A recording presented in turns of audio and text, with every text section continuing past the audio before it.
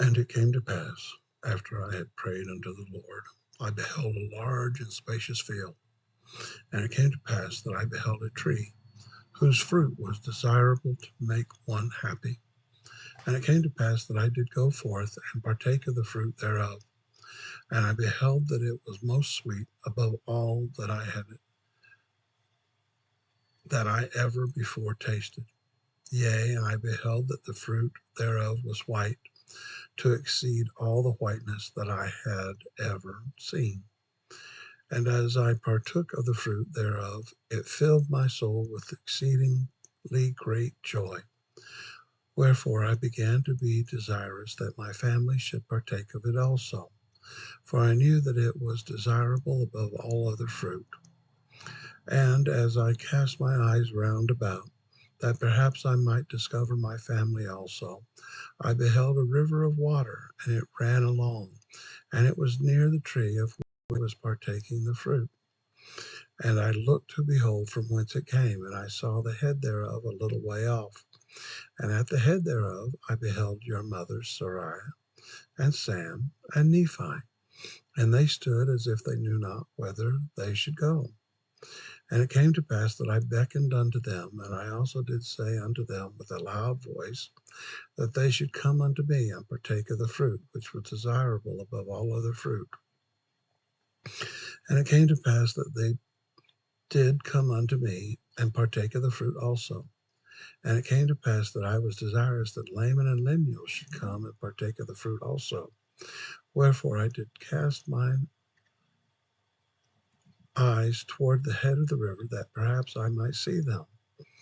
And it came to pass that I saw them, but they would not come unto me and partake of the fruit. And I beheld a rod of iron, and it extended along the bank of the river, and led to the tree by which I stood. And I also beheld a straight and narrow path, which came along by the rod of iron, even to the tree by which I stood. And it also led to the head of the fountain, unto a large and spacious field, as if it had been a world. And I saw numberless concourses of people, many of whom were pressing forward, that they might obtain the path which led unto the tree by which I stood. And it came to pass that they did come forth and commence in the path which led to the tree.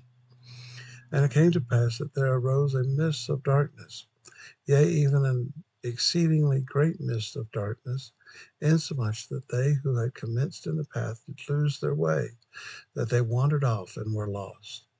And it came to pass that I beheld others pressing forward, and they came forth and caught hold of the end of the rod of iron, and they did press forward through the midst of darkness, clinging to the rod of iron, even until they did come forth and partake the fruit of the tree. And after they had partaken of the fruit of the tree, they did cast their eyes about as if they were ashamed. And I also cast my eyes round about, and behold, on the other side of the river of water, a great and spacious building, and it stood as it were in the air, high above the earth. And it was filled with people, both old and young, both male and female, and their manner of dress was exceedingly fine.